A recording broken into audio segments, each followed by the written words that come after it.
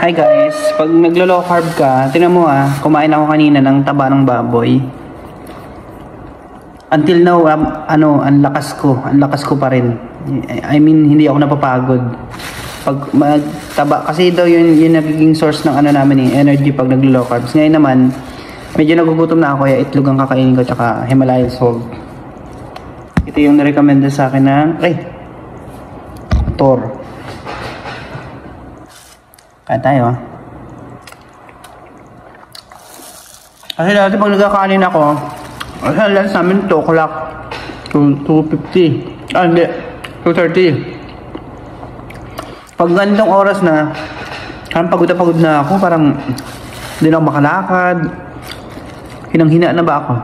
Ngayon tingnan mo, mula nung nag-ship ako sa pag-low carb ba, puro meat tsaka piling gulay, piling lang mga kinakain ko kasi yun ang mga recommended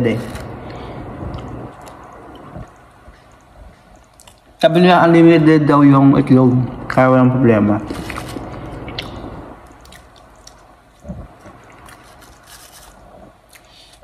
Minsan di ako kumakain ito, minsan kumakain, ngayon kumakain ako. Para kasi ako nabubulunan.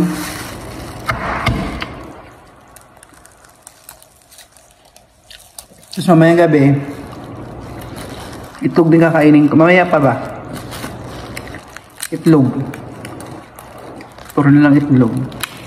Kasama na lang yung pagtitipid doon. Thank you for watching guys. Kanda itlog.